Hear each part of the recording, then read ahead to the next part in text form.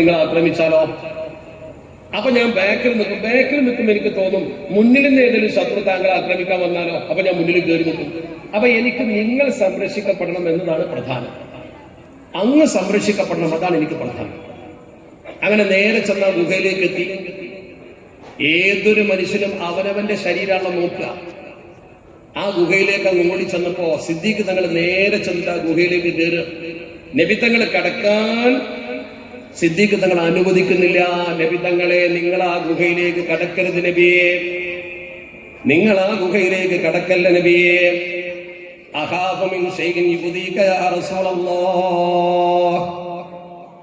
താരീഖിന്റെ കിതാബിൽ കാണാം, അഖാഫു, എനിക്ക് പേടിയുണ്ട്, മിൻ ശൈഇൻ, ഏതെങ്കിലും വസ്തുക്കൾ, ക്ഷുദ്രജീവികൾ, വല്ല പാമ്പോ തേളോ മൃഗങ്ങളോ, യുദീക യാ റസൂലല്ലാഹ്, നിങ്ങൾക്ക് വല്ല ബുദ്ധിമുട്ടും ആ ജീവികൾ സൃഷ്ടിക്കുമോ എന്ന ഭയപ്പാടിലാണ് ഞാൻ. അവിടെ ഞാൻ അങ്ങോട്ട് കയറാം. ആദ്യം എന്നെ പിടിച്ച് മൃഗം തിന്നാലും എന്നെ പാമ്പ് കൊത്തി കൊന്നാലും ഒരു കുഴപ്പവും ഈ ഭൂമിക്ക് വരാനില്ല. നിങ്ങൾ മരിച്ചാൽ അങ്ങനെയല്ല ഈ സമൂഹത്തിന് വലിയ നഷ്ടം വരും. അതുകൊണ്ട് മുത്തുനബിയെ, നിങ്ങൾ അങ്ങോട്ട് കടക്കല്ല. തദ്ഖുൽ നബിയെ, നിങ്ങൾ കടക്കല്ലേ. ഹത്താ അസ്തബ്രി അൽഗാർ, ഹത്താ അസ്തബ്രി, ഞാൻ ഇസ്തിബ്റാദ് ചെയ്യുന്നതുവരെ, ഞാൻ ശൂന്യമാക്കുന്നതുവരെ, അൽഗാർ, ഈ ഗുഹ, ഞാൻ ഈ ഗുഹ ശുദ്ധീകരിക്കും മുമ്പ് നിങ്ങൾ അങ്ങോട്ട് കടക്കാൻ പാടില്ല. ഞാൻ മരിച്ചാലും വേണ്ടില്ല, നിങ്ങൾക്കൊന്നും പറ്റാൻ പാടില്ല. അതാണ് തന്റെ ശരീരത്തെക്കാൾ നബി തങ്ങളെ തെരഞ്ഞെടുക്കുക. അത് ഈമാന്റെ പൂർണ്ണതയാണ്. അതുകൊണ്ടാണ് ലോകത്ത് ഈമാന്റെ പൂർണ്ണത സിദ്ദീഖ് തങ്ങൾക്ക് കിട്ടിയത്. സിദ്ദീഖുൽ അക്ബർ റളിയല്ലാഹു തആല ഈമാന്റെ പൂർണ്ണത കിട്ടാൻ കാരണം അതാണ്. ആ പൂർണ്ണത വലിയ വിഷയമാണ്. ആ പൂർണ്ണത സിദ്ദീഖ് തങ്ങൾക്ക് ലഭ്യമായതിന്റെ പ്രധാനപ്പെട്ട കാരണം ഈ ഹുബ്ബാണ്. ഈ ഹുബ്ബ് നമ്മൾ ശരിക്കും ഇങ്ങനെ പ്രകടമാക്കിയാലുണ്ടല്ലോ, ആ ഹുബ്ബ് കൊണ്ട് ശരിക്കും നമുക്ക് ഒരുപാട് ഗുണങ്ങൾ കിട്ടും. അത് ജീവികൾ പ്രകടിപ്പിച്ചു, പക്ഷികൾ പ്രകടിപ്പിച്ചു, മൃഗങ്ങൾ പ്രകടിപ്പിച്ചു. എന്തിനധികം, ഒരു ഈത്തപ്പന തണ്ടിന്മേൽ പരിശുദ്ധ പ്രവാചകർ ചാരി നിന്ന് ഖുത്ബ ഓതിയിരുന്ന സമയത്ത് ഒരു നല്ല മിമ്പർ കൊണ്ടുവന്ന് മദീനത്തെ പള്ളിയിൽ ആ മിമ്പറിലേക്ക് മാറി ഖുത്ബ ഓതുന്ന സമയത്ത് ജനം നിശബ്ദമായി നിൽക്കുമ്പോ ആ ഈത്തപ്പനയുടെ തണ്ട് കരഞ്ഞു എന്ന് സ്വഹീഹായ ഹദീസിൽ ഉദ്ധരിക്കപ്പെട്ട സംഗതിയല്ലേ. അതിനോട് ചാരി നിന്നിരുന്ന നബിയുടെ സ്പർശം നഷ്ടപ്പെട്ടപ്പോൾ ആ ഈത്തപ്പന തണ്ടിന് പോലും ഖേദം വന്നു. അൽ ജിദ്ഉഹന്ന ഇലൈക യാ ഖൈറൽ വറ,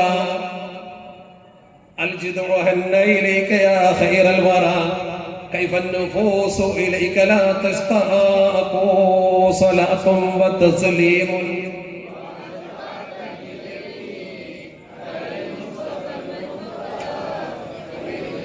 അൽ ജിദ്ഉഹന്ന, ഒരു ഈത്തപ്പന മരത്തിന്റെ തണ്ട് ഹന്ന തേങ്ങി കരഞ്ഞു, സങ്കടപ്പെട്ടു.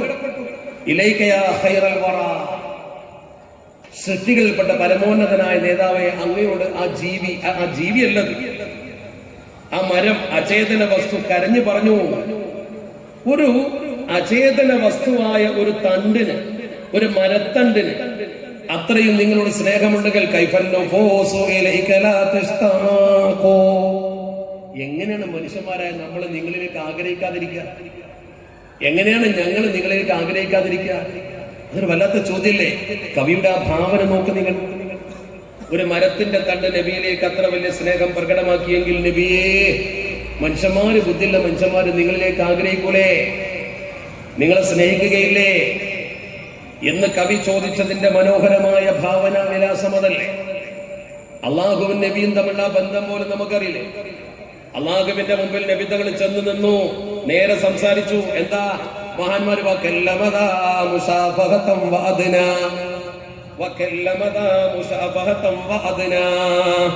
നേരെ മുമ്പിൽ നിന്നും സംസാരിച്ചു. അതേ സമയത്തോ ഏറ്റവും ശക്തനായ ഫിർഔനെ വെല്ലുവിളിച്ചുകൊണ്ട് വിജയം വരിച്ച മൂസ നബി അലൈഹി സ്വലാത്തു വസ്സലാം അള്ളാഹുവിന്റെ മുമ്പിൽ തൗറാത്ത് കാണാൻ വേണ്ടി, തൗറാത്ത് വാങ്ങാൻ വേണ്ടി ചെന്നപ്പോ മൂസാ നബി പറഞ്ഞു, പഠിച്ചവനെ എനിക്ക് നിന്നൊന്ന് കാണണമല്ലോ, പഠിച്ചവനെ എനിക്ക് നിന്നൊന്ന് കാണണമല്ലോ. അള്ളാഹു ലൻ തറാനി, മൂസ കാണാൻ പറ്റൂല. മൂസാ നബി വാശി പിടിച്ചു, പഠിച്ചവനെ ഒന്ന് കാണണം, എനിക്ക് നിന്നൊന്ന് കണ്ടേ പറ്റൂ. ലൻ തറാനി, കാണാൻ പറ്റൂല എന്ന് അള്ളാഹു പറഞ്ഞു. പക്ഷെ മൂസാ നബിക്ക് അള്ളാഹുവിന്റെ താല്പര്യത്തിന്റെ അങ്ങേയറ്റം കൊണ്ട് കാണണമെന്ന് വാശി പിടിച്ചു. അള്ളാഹു പറഞ്ഞു, ആ മലയിലേക്ക് നോക്ക്, എന്നെ കാണണമെങ്കിൽ ആ മലയിലേക്ക് നോക്ക്. ആ മല അവിടെ തന്നെ നിൽക്കുന്നുണ്ടെങ്കിൽ നിനക്ക് നിന്നെ കാണാൻ പറ്റും. ആ മല നിൽക്കുക, മൂസാ നബി മലയിലേക്ക് ടൂറിസ്റ്റിനായാലും മലണ്ട് പോയി കണ്ടാൽ മതി. രണ്ട് മലകൾ, ഒരു മല അപ്പുറത്തും ഒരു മല ഇപ്പുറത്തും, മധ്യത്തിലൊരു മലയാണ്. ആ മലയിലേക്ക് മൂസ നബി തങ്ങൾ ഇങ്ങനെ നോക്കി. ഫലമ്മാ തജല്ല, പരിശുദ്ധ ഖുർആൻ പറയുന്നുണ്ട്, അള്ളാഹുവിന്റെ ദിവ്യപ്രകാശം അവിടെ അങ്ങ് അടിച്ചു വീണപ്പോൾ എന്താ സംഭവിച്ചത്? ആ പർവ്വതം തകർന്നു പോയി. മൂസ നബി ബോധം കെട്ടു പോയി. ഇപ്പോഴും നിങ്ങൾ ടൂറിസ്റ്റ് ഈജിപ്തിൽ നിന്ന് നിങ്ങൾ പോകുന്ന സമയത്ത് താബ എന്ന് പറയുന്ന അതിർത്തിയിൽ നിന്ന് ഏകദേശം 250ഓളം കിലോമീറ്റർ ദൂരം സഞ്ചരിക്കുമ്പോൾ ഈജിപ്തിലെ തൂരിസീന എന്ന് പറയുന്ന സ്ഥലത്ത്, ഈജിപ്ത് ഇസ്രായേൽ അതിർത്തിയാണ് താബ ടു, ഈ പ്രദേശത്തേക്ക് അഥവാ തൂരിസീനയിലേക്ക് ഏകദേശം 250ഓളം കിലോമീറ്റർ ഉണ്ട്. അവിടെ ചെന്നാൽ നിങ്ങൾക്ക് കാണാം ഈ രണ്ട് പർവ്വതം ചുമന്നിങ്ങനെ നിൽക്കുന്നു. ഈ പർവ്വതം കറുത്ത് വെറുകലിച്ച് നിൽക്കുന്നു. അത് അള്ളാഹുവിന്റെ പ്രകാശം അടിച്ചു വീശിയതാണ്. ആ പ്രകാശം അടിച്ചു വീശിയ പർവ്വതം കറുത്തിട്ടാണ് നിൽക്കുന്നത്. ഞാൻ പലതവണ കണ്ടതുകൊണ്ടാണ് നിങ്ങളോട് പറയുന്നത്. അവിടെ നമ്മൾ മനസ്സിലാക്കേണ്ട കാര്യം അതല്ല. അള്ളാഹുമായി പരിശുദ്ധ പ്രവാചകർ നേരെ സംസാരിച്ചു. മൂസാ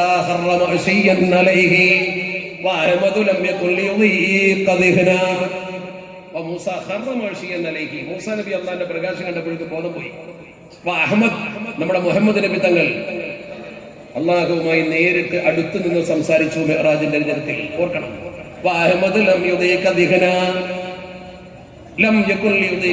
ഹൃദയത്തിൽ ഒരു പേടി ഉണ്ടായില്ല, ഒരു പടപ്പുണ്ടായില്ല, ബേജാറായില്ല. അത് അള്ളാഹു മുഹമ്മദ് നബി തങ്ങൾ കൊടുത്ത ഏറ്റവും വലിയ സ്ഥാനമാണ്. അതാണ് അള്ളാഹുവിന്റെ പ്രവാചകർ അഷ്റഫുൽ ഖൽഖ് മുഹമ്മദ് മുസ്തഫ സ്വല്ലല്ലാഹു അലൈഹി വസല്ലം. എല്ലാ നബിമാരെ പോലെയല്ല, മനുഷ്യരെ പോലെ ഏതായാലും അല്ല, നബിമാരെ പോലെ തന്നെ അല്ല. സാധാരണ മനുഷ്യനെന്ന് പറയുന്ന ആളുകളോട് പറയും നബിമാരെ പോലെ തന്നെയല്ല, അവൻ നബിമാരിന് ഉന്നതനാണ്. അങ്ങനെ തന്നെയല്ലേ കുല്ലി റസൂലിൻ മൻസിലും വമകാനത്തുൻ വലകിന്നമാ മിത്ലുൽ ഹബീബി റസൂലു സ്വലാത്തും വതസ്ലീമുൻ.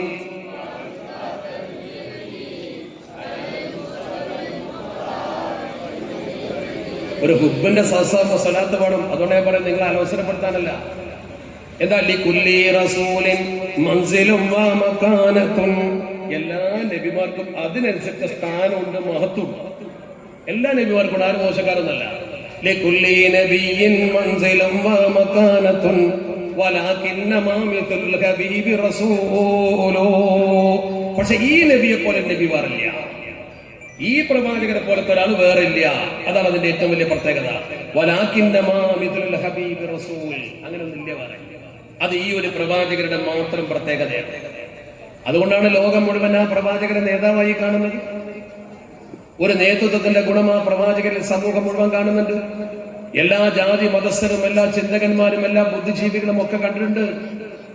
മനുഷ്യ സമൂഹത്തെ ചേർത്തു നിർത്തി എന്നതാണ് പരിശുദ്ധ പ്രവാചകരുടെ ഏറ്റവും വലിയ പ്രത്യേകത. ലോകത്തെ എല്ലാ മനുഷ്യനെയും ഒരുപോലെ കണ്ടുകൊണ്ട് മനുഷ്യകുലത്തെ ഒരുമിച്ച് നിർത്തി അടിച്ചമർത്തപ്പെട്ട പെണ്ണിനെ ഉദ്ധരിച്ചു കൊണ്ടുവന്നു. ജൂതന്മാരുമായി സഹകരണ കരാറുണ്ടാക്കി. ശത്രുക്കളായി നിന്നിരുന്ന ഔസ് ഗോത്രത്തെ കൂട്ടിച്ചേർത്തു. ആ നാട്ടിലേക്ക് അതിഥികളായി ചെന്ന മുഹാജിറുകളെയും അൻസാരികളെയും കൈകോർത്ത് പിടിപ്പിച്ചു. ഇന്നിപ്പോ ലോകത്ത് നടക്കാത്തൊരു കാര്യമല്ല, തമ്മിലടിയല്ലേ, ഭിന്നതല്ലേ, പരസ്പരമുള്ള വഴക്കല്ലേ. എല്ലാ സ്ഥലത്തും നോക്കാൻ നിങ്ങൾ എന്താ ഇല്ലാത്തത്? എല്ലാ സ്ഥലത്തും ഇപ്പൊ നടക്കുന്ന കാര്യം അതല്ലേ. വയനാട്ടിലെ ഉരുളുപൊട്ടി നിങ്ങൾ കണ്ടു, മുണ്ടക്കയിലും ചൂരൽമലയിലും ഒക്കെ. അവിടെ മുണ്ടക്കയിലേക്ക് ചൂരൽമലയിൽ നിന്നുള്ള പാലം തകർന്നൊരു ചെറിയ പാലം പോയി, ഒലിച്ചുപോയി. അവസാനം അങ്ങോട്ട് സൈന്യത്തിനെത്താൻ വേണ്ടി പിന്നീട് ബെയിലി പാലം ഉണ്ടാക്കേണ്ടി വന്നു. ബെയിലി പാലം എന്ന് പറഞ്ഞാൽ മനുഷ്യനിർമ്മിതമായ പാലം തന്നെയാണ്. പക്ഷെ അതിന്റെ ഉപകരണങ്ങളൊക്കെ നേരത്തെ തയ്യാറാക്കി വെച്ചത് അത് കൂട്ടി യോജിപ്പിക്കുകയാണെന്ന് മാത്രം. അത് കൂട്ടി യോജിപ്പിക്കുമുണ്ടാവുന്ന ഒരു പാലാണ്. ദുരന്തഭൂമിയിൽ ഉണ്ടാക്കുന്ന സൗകര്യത്തിലുള്ള ഒരു പാലമാണ് അത് ആദ്യം നിർമ്മിച്ചത്. ആദ്യം അത് പരീക്ഷിച്ചത് ബെയിലി എന്ന് പറയുന്ന ഒരു ഇംഗ്ലീഷ് ഉദ്യോഗസ്ഥനാണ്. അയാളുടെ പേരാണ് ബെയിലി. അല്ല, ബെയിലി പാലം തന്നെ വേറൊന്നുമല്ല, ആ പേരിട്ടുള്ള പാലം തന്നെയാണ്. ആ പാലം ഇട്ട് അതിന്റെ അപ്പുറത്തേക്ക് കടന്ന് 3-4 ദിവസം കഴിഞ്ഞിട്ട് JCB ഉപയോഗിച്ചുകൊണ്ട് മാന്തി നോക്കുമ്പോൾ ഒരു എഴുത്ത് കിട്ടി. ഞാനൊരു സന്ദർഭം പറയാം. എന്താണ് എഴുത്തിനുണ്ടായിരുന്ന? ഒരു വീട്ടിന്റെ ഉള്ളിൽ നിന്നൊരു എഴുത്ത് കിട്ടി, നല്ലൊരു എഴുത്ത. നാളെ കലക്ടർക്ക് കൊടുക്കാൻ കലക്ടറേറ്റിൽ കൊണ്ടുപോയി സമർപ്പിക്കാനുള്ള പരാതി. എന്താ പരാതി? ആ പരാതിയിലുള്ളത് എന്റെ അയൽവാസി ഭൂമി കയ്യേറി, എന്റെ അതിര് അയൽവാസി കയ്യേറി. വില്ലേജ് ഓഫീസിൽ പരാതി കൊടുത്തു, പരിഹാരം ഉണ്ടായില്ല. അതിന്റെ മേലെ കൊടുത്തു, പരിഹാരം ഉണ്ടായില്ല. ഇനി നാളെ കലക്ടർക്ക് കൊടുക്കുകയാണ്. ആ പരാതി പുറത്തെടുത്തു, പത്രത്തിൽ വന്നു. സൈനികരാണത് പുറത്തെടുത്തത്. അങ്ങനെ വായിച്ചു, ചില പത്രം റിപ്പോർട്ട് ചെയ്തിരുന്നു. നാളെ കലക്ടർക്ക് കൊടുക്കാനുള്ള പരാതി ആ പരാതി മണ്ണിനടിയിലായി, വീട്ടിന്റെ ഉള്ളിൽ. അപ്പൊ നോക്കുമ്പോ സംഭവം എന്താ നോക്ക് നിങ്ങൾ. ഉരുള പൊട്ടുമ്പോ ആൾക്കാർ വീട്ടിന്റെ ഉള്ളിൽ നിൽക്കൂല, വീടടക്കം ഒലിച്ചു പോയി. പല ഭാഗത്ത് ഈ വീട് ഒലിച്ചിട്ടില്ല, അതിന്റെ ഉള്ളിൽ കുറച്ച് സാമഗ്രികൾ മണ്ണടിഞ്ഞ് കിടപ്പുണ്ട്. ആ വീടിന്റെ ഉടമ ഒലിച്ചു പോയി, മരിച്ചു. അതിന് നിലമ്പൂരെത്തി, മരിച്ചു. ആ വീട്ടിന്റെ ഉടമയുടെ അതിന് കയ്യേറിയ ആളും ഒലിച്ചു പോയി, അയാളും മരിച്ചു. നിലമ്പൂർക്ക് ഒലിച്ചു പോയിട്ട് നിലമ്പൂര് പോത്തുകലിലൊക്കെ എത്തി. ആ അതിനും ഒലിച്ചു പോയി. പിറ്റേ ദിവസം കളക്ടർ കൊടുക്കേണ്ട പരാതി മാത്രം ബാക്കിയായി. വീടിന്റെ ഉള്ളിൽ, മണ്ണിന്റെ ഉള്ളിൽ, വീടിന്റെ പുറത്തുള്ള അതിലൊക്കെ ഒലിച്ചു പോയി. ഇനി കളക്ടർക്ക് പരാതിയും വേണ്ട, അതിന് കയ്യേറിയവനും മരിച്ചു, അതിന്റെ ഉടമയും മരിച്ചു. ഒക്കെ പടച്ചറപ്പ് ഒറ്റ രാത്രി കൊണ്ട് തീർത്തു കൊടുത്തു. ഒരു രാത്രി കൊണ്ട് പടച്ചറപ്പൊക്കെ ക്ലീനാക്കി. ഒരു തർക്കവും ബാക്കിയില്ല. അതാണ് മനുഷ്യൻ. ഓർത്തം. അതാണ് നമ്മൾ മുണ്ടക്കയിൽ ഇങ്ങനെ പോയി നോക്കിയാൽ കാണാൻ പറ്റും നല്ല നല്ല വീടുകൾ, മനോഹരമായ വീട്. ഇനി അവിടെ താമസിക്കാൻ പാടില്ല, അത് അപകട മേഖലയായി ഗവൺമെന്റ് പ്രഖ്യാപിച്ചു. ഒലിച്ചുപോയ കൂട്ടത്തിലുമുണ്ട് നല്ല വീടുകൾ. അവിടെ താമസിച്ചിരുന്ന കുറെ ആൾക്കാരുണ്ട്. നിങ്ങൾ ഓർക്കണം, 700-ൽ പരം വീടുകൾ അഡ്രസ് ഇല്ലാതായി പോയി. അവരുടെ ബന്ധുക്കൾക്ക് നിരവധി വീടുകൾ പൊളിഞ്ഞു. അവിടെ താമസിച്ചിരുന്ന പലരെയും ഇനിയും കിട്ടിയില്ല. അവരെവിടെയൊന്നും അറിയില്ല. ഇപ്പോഴും കയ്യ് കിട്ടുന്നു, കാല് കിട്ടുന്നു, പലതും കിട്ടുന്നു. എന്തൊരു പരീക്ഷണം! അള്ളാഹു നമ്മളെ കാത്തുരക്ഷിക്കട്ടെ. അവിടെ നിന്നിരുന്നവർ, അതാണ് ഞാനൊരു കവിത വായിച്ചപ്പോൾ എനിക്ക് തോന്നി, ആ കവിത മുണ്ടക്കയിലേക്ക് മാത്രം ഇറക്കിയതാണോ എന്നോ എഴുതി വെച്ച സൂഫി വര്യന്മാരുടെ കവിത.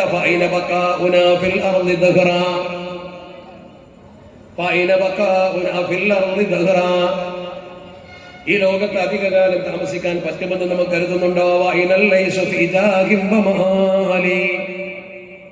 നിങ്ങളെ സമ്പത്തും സ്ഥാനമാനങ്ങളും അതിനുവേണ്ടിയുള്ള കടിപിടിയും ഒക്കെ എത്ര കാലം ഉണ്ടാകും?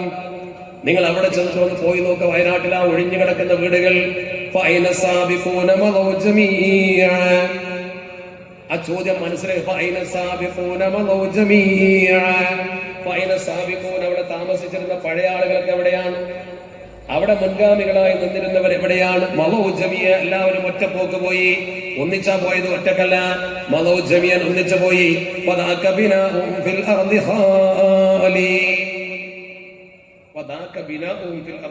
അവരെ വീടിങ്ങനെ കാലിയായിട്ട് നിൽക്കുന്നുണ്ട്. പോയാൽ കാണുക, ആ വീടിങ്ങനെ കാലിയായിട്ട് നിൽക്കുന്നുണ്ട്. ചിലത് പൊളിഞ്ഞു പോയിട്ടുണ്ട്, ചിലത് ഒളിച്ചു പോയിട്ടുണ്ട്. നിങ്ങളെ വീട്ടിൽ വല്യമ്മ കിടന്ന കട്ടിലില്ലേ? ഉപ്പാപ്പ കിടന്ന കട്ടിലില്ലേ? ഉപ്പാപ്പണ്ട പതിമ വല്യമ്മ താമസിച്ച, വല്യാപ്പ താമസിച്ച റൂമിൽ വല്യാപ്പണ്ടോ? കാര്യല്ലേ?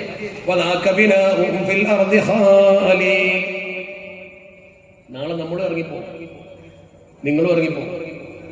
നമ്മൾ താമസിച്ച ഉപകരണങ്ങളും സൗകര്യങ്ങളും അങ്ങനെ കാര്യമായിട്ട് കിടക്കണം. ഒരു ദിവസം ഇറങ്ങി. പിന്നെ എവിടേക്കാണ് ഈ തമ്മിലടി? എവിടേക്കാണ് ഈ കൊമ്പ് കോർക്കൽ? എവിടേക്കാണ് നമ്മുടെ ഈ മോഹങ്ങളും അതുപോലെ തന്നെ അധികാരത്തോടുള്ള തൽപരതയും? ഒന്ന് ചിന്തിക്കും, നിങ്ങൾ ആലോചിക്കും. നമ്മളൊക്കെ ആലോചിക്കാൻ വേണ്ടിയിട്ടല്ലേ പഠിച്ചറപ്പൊക്കെ തരുന്നത്? പ്രകൃതിയോട് മനുഷ്യൻ ചെയ്ത അപകടത്തിന്റെ ദുരന്തമാണിത്. അല്ലാതെ യുക്തിവാദി ചോദിക്കുന്നത് പോലെ ഇത്തര മനുഷ്യന്മാരെ കൊല്ലുന്ന ഒരു പ്രളയമുണ്ടാക്കിയ പടച്ചറപ്പ് എന്നൊരു വസ്തു ഉണ്ടോ എന്ന് അവർ ചോദിക്കുന്നത്. അള്ളാഹു കൊണ്ടെന്ന് ബോധ്യപ്പെടുത്തി തരികയാണ്.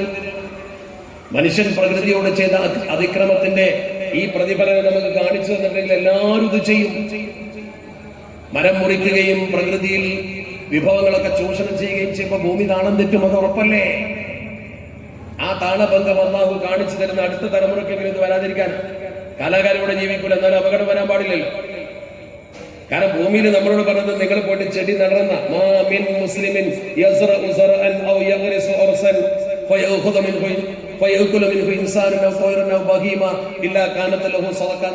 പഠിച്ചു നോക്കും. ഒരു മനുഷ്യൻ ഭൂമിയിൽ ഒരു കൃഷി ചെയ്തു. ആ കൃഷിയിൽ നിന്ന് ഒരു പക്ഷി കൊത്തിക്കൊണ്ടുപോയി, മൃഗം തിന്നുപോയി, മനുഷ്യന്മാരെ മരം വെട്ടിക്കൊണ്ടുപോയി. എന്നാലും നട്ടവന് ഒരു സദഖയുടെ പ്രതിഫലമുണ്ടെന്ന് അഷ്റഫുൽ ഖൽഖ് മുഹമ്മദ് മുസ്തഫ കൃഷിഭവനൊക്കെ തുടങ്ങുന്നതിന് മുമ്പ്, കൃഷി വകുപ്പൂടെ രൂപീകരിക്കുന്നതിന് മുമ്പ് 14 നൂറ്റാണ്ട് മുമ്പ് മുത്തനബി തങ്ങൾ പറഞ്ഞു, നിന്റെ കയ്യിൽ ഒരു ഈത്തപ്പന ചെടി കിട്ടിയാൽ നാളെ ലോകം അവസാനിക്കുന്ന ഉറപ്പാണെങ്കിലും നീ അത് നട്ടുപിടിപ്പിക്കണം. പ്രകൃതിയെ സ്നേഹിക്കണം. പ്രകൃതി സ്നേഹികൾ അവിടെ ഉള്ളത്.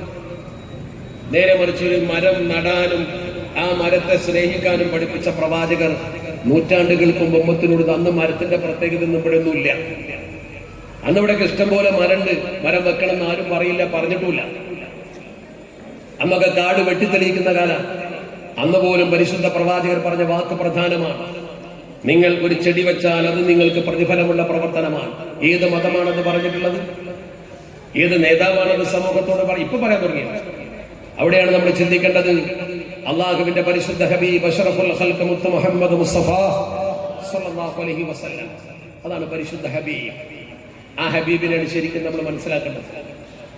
ആ ഹബീബിയെ ഉമ്മത്തിനെ നയിച്ചതും ഭരിച്ചതും മുഴുവൻ തന്റെ സ്നേഹം കൊണ്ടാണ്. ഹുബ്ബ് അങ്ങോട്ടും ഇങ്ങോട്ടും കാണിക്കണം. പരിശുദ്ധ ഹബീബ് നമ്മളെ വല്ലാതെ സ്നേഹിച്ചത്. അപ്പൊ നിങ്ങളൊക്കെ ഈ പ്രസംഗത്തിലൊക്കെ കേൾക്കാറുണ്ടല്ലോ. ഇപ്പോഴും ഇവിടെ പറഞ്ഞല്ലോ, അംസാജി പ്രസംഗിച്ചപ്പോ പറഞ്ഞു, ഞാൻ ശ്രദ്ധിച്ചു. അപ്പോഴെന്റെ മനസ്സിലത് ഓടിയത്. എന്താ പറഞ്ഞത്? നമ്മുടെ ശരീരത്തെക്കാളേറെ മുത്തുനബി തങ്ങളെ സ്നേഹിക്കണം നമ്മൾ പറയാം. നമ്മളങ്ങനെ പറയാറില്ല. പക്ഷെ നിങ്ങൾക്കത് കേൾക്കുമ്പോൾ എത്രത്തോളം അത് മനസ്സിലേക്ക് കൊള്ളുന്നുണ്ടെന്ന് എനിക്ക് മനസ്സിലാവണില്ല. നിങ്ങൾ ശരിക്കും ഇരുന്നിച്ചു. നമ്മളിപ്പോ എങ്ങനെയാണ് നമ്മളെക്കാളേറെ വേറൊരാളെ സ്നേഹിക്കൽ എങ്ങനെയാണ്? നമ്മളെക്കാളേറെ വേറൊരാളെ സ്നേഹിക്കൽ എങ്ങനെയാണ്? അതിന്റെ ലോജിക്ക് മനസ്സിലാവുന്നില്ലല്ലോ പെട്ടെന്ന് ചിന്തിക്കുമ്പോൾ. അവിടെയാണ് നമ്മൾ ചിന്തിക്കേണ്ടത്. അവിടെ നമ്മൾ ചിന്തിക്കേണ്ടത് നമ്മൾ നമ്മുടെ ശരീരത്തെ എത്ര നന്നായിട്ടാണ് പരിപാലിക്കുന്നത്. ഇപ്പൊ ഞാനും നിങ്ങളും നമ്മുടെ ശരീരത്തെ പരിപാലിക്കുന്ന രീതി എന്താ നിങ്ങൾക്കറിയില്ലേ? ഒരു ചെറിയ വേദന ഈ കൈക്ക് വന്നാൽ നമ്മൾ ഡോക്ടറെ ചെന്ന് കാണും, മരുന്ന് പുരട്ടും, എന്താ വേണ്ടതൊക്കെ ചെയ്യും. നമ്മളൊക്കെ അങ്ങനെ ഒരു ചെറിയ പ്രയാസം വന്നാൽ അപ്പൊ പോകും നമ്മൾ ഹോസ്പിറ്റലിൽ.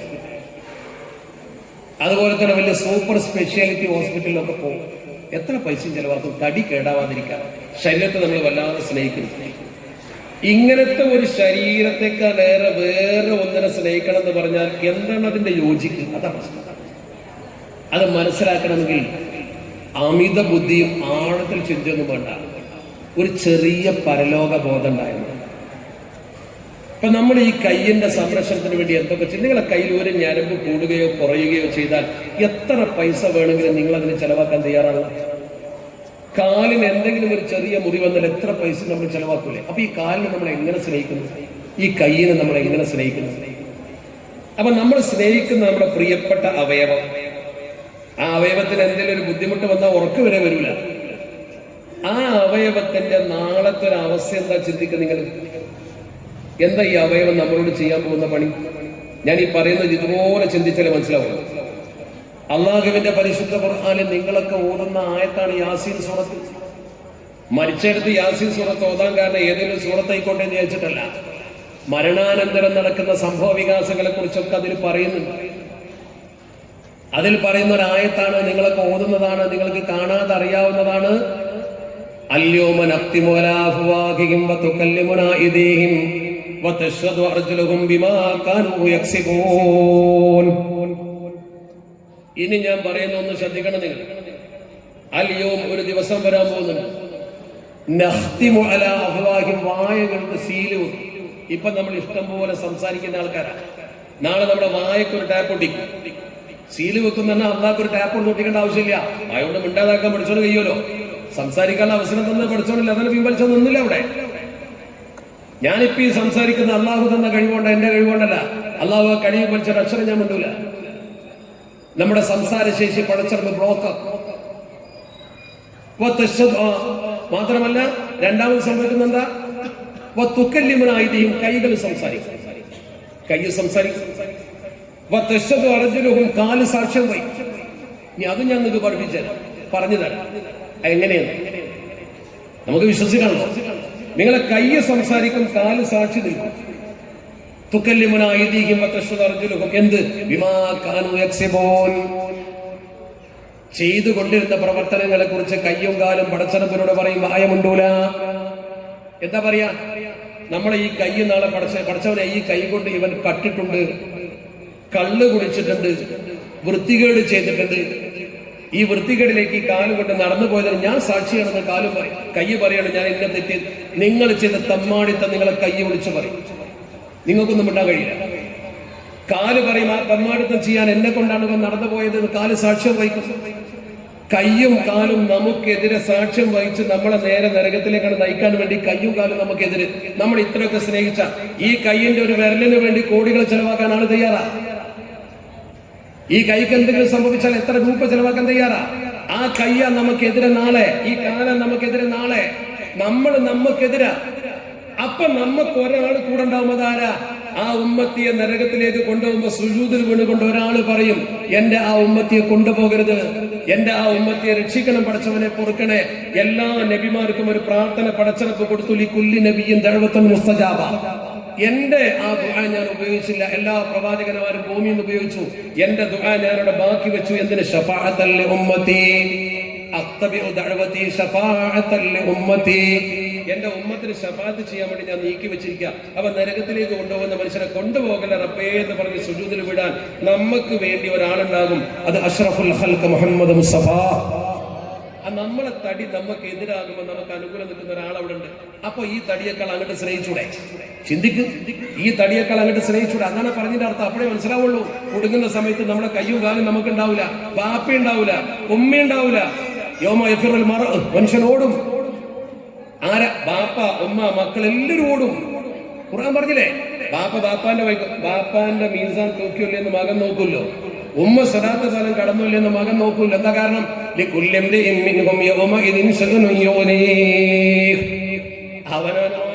അവനാൻ ഉണ്ടാവുന്നു, വേറെ നോക്കാൻ നേരം ഉണ്ടാവില്ല. അപ്പൊ ആരും ആ സമയത്ത് ഒരാളുണ്ടാവും എല്ലാവരും നോക്കാൻ. അതാരാ? നമുക്ക് വേണ്ടി സുജൂദിൽ വീടാൻ ഒരു മനുഷ്യൻ ലോകത്ത് അള്ളാഹു പടച്ചു. അഷ്റഫുൽ ഖൽഖ് മുഹമ്മദ് മുസ്തഫ. അവിടുത്തെ ഷഫാഅത്ത് രക്ഷപ്പെടില്ല. ഇനിയിപ്പോ ഞാൻ നിങ്ങളോട് പറഞ്ഞല്ലോ, എങ്ങനെ ഈ കയ്യെ സംസാരിക്കാൻ, കാലിൽ സാക്ഷി നിൽക്കുക. നമുക്ക് ചിന്തിക്കാം, എങ്ങനെ കയ്യെ സംസാരിക്കാം? കുട്ടികളിങ്ങനെ സ്കൂളിൽ പോയിട്ട് ശാസ്ത്രവും അതുപോലെ തന്നെ സാങ്കേതിക വിദ്യയും എഞ്ചിനീയറിംഗും അതിലപ്പുറം ടെക്നോളജി ഒക്കെ പഠിച്ചിട്ട് വലിയ വലിയ ഉന്നതന്മാരായി ജോലി ചെയ്യുമ്പോൾ ഖുർആൻ പറയാണ് കയ്യെ സംസാരിക്കും, കാലിൽ സാക്ഷ്യം. എന്ത് വിഡിത്തായി ഖുർആൻ പറഞ്ഞ് യുക്തിവാദി ചോദിക്കുക, നിന്റെ കയ്യെ സംസാരിക്കും, നിനക്കത് വിശ്വസിക്കാൻ കഴിയുന്നുണ്ടോ? അവൻ ചോദിക്കുക. അപ്പൊ നമ്മളെ കുട്ടി പറയും, ശരിയാണ്, കൈ എങ്ങനെ സംസാരിക്കുക? കാല് പറയാണ് ഞാൻ സാക്ഷി നിൽക്കുക, എങ്ങനെ സാക്ഷി നിൽക്കുക? കൂട്ടരെ ഇതൊക്കെ ചെറിയ സാങ്കേതിക വിദ്യയായിട്ട് നമ്മളെ കണ്ണിന് മുമ്പിൽ ഈ അങ്ങാടി ഉണ്ടാവുമല്ലോ. നിങ്ങളൊന്ന് പോയി നോക്കും. നിങ്ങൾക്കൊരു ചെറിയ നെഞ്ചുവേദന തോന്നിയിരിക്കും, ഒരു ചെറിയ നെഞ്ചുവേദന, അല്ലെങ്കിൽ വലിയ കിതപ്പ്, അല്ലെങ്കിൽ ഒന്നായിട്ട് വേർത്തു. നിങ്ങൾ ഡോക്ടറെ അടുത്ത് ചെന്നാൽ ആദ്യം ഡോക്ടർ പറയും ഒരു ECG എടുത്തിട്ട് ഇലക്ട്രോ കാർഡിയോഗ്രാഫ് എന്ന് പറയും. ECG, ഇലക്ട്രോ കാർഡിയോഗ്രാഫ്, ഒരു ചെറിയ ഉപകരണം. എവിടെയൊക്കെ ഉണ്ടാവും? ക്ലിനിക്കിലൊക്കെ ഉണ്ടാവും, വലിയ ആശുപത്രിയിലൊന്നും പോണ്ട. ഒരു റേഡിയോ പോലത്തെ ചെറിയൊരു പെട്ടി. ആ പെട്ടി വെച്ചിട്ട് ഈ വിദ്യ പഠിച്ച ഒരു നഴ്സോ അല്ലെങ്കിൽ അറ്റൻഡറോ എന്താ ചെയ്യാം? നിങ്ങളവിടെ കിടത്തും. നിങ്ങളെ കിടത്തിയിട്ട് ആ പെട്ടിയിൽ നിന്ന് ഒരു വയറ് ഇവിടെ ഘടിപ്പിക്കും, ഒരു വയറ് കാലിലും ഘടിപ്പിക്കും, ഒരു വയറ് വെച്ച സാധനം ഹൃദയത്തിന്റെ പിടിയും വെക്കും. നിങ്ങളൊന്നും മിണ്ടാൻ പാടില്ല, നിങ്ങളവിടെ കിടന്നു കൊടുത്താൽ. ഈ ഹൃദയം മിടിക്കും, ആ മിടിപ്പിനനുസരിച്ച് രക്തമെടുത്തു, ആ മിടിപ്പിനനുസരിച്ച് കാലിന്റെ അടുത്ത് വെച്ചു. ഈ കൈ പറയും ആ ഉപകരണത്തോട്, എന്റെ ഹൃദയത്തിന്റെ അവസ്ഥ എങ്ങനെയാണ്?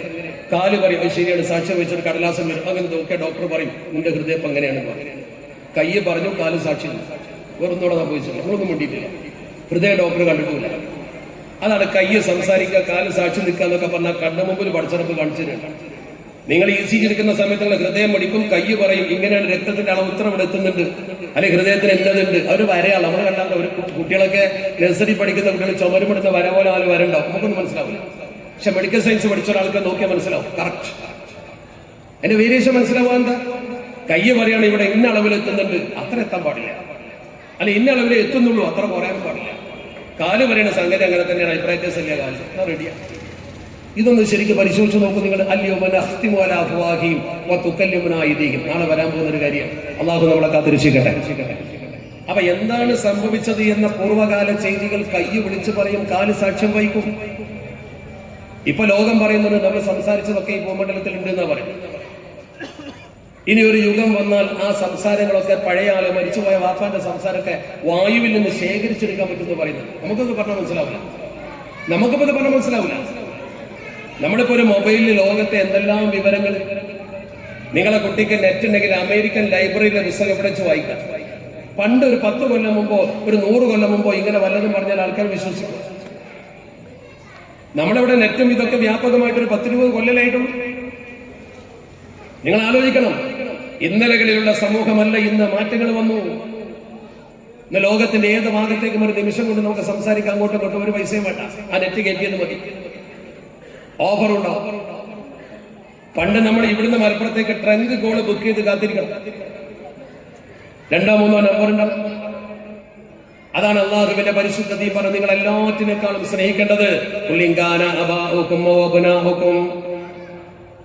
وإخوانكم وأزواجكم وعشيرتكم وأموال اقترفتموها وتجارة تخشون كسادها ومساكن ترضونها أحب إليكم من الله ورسوله وجهاد في سبيله فتربصوا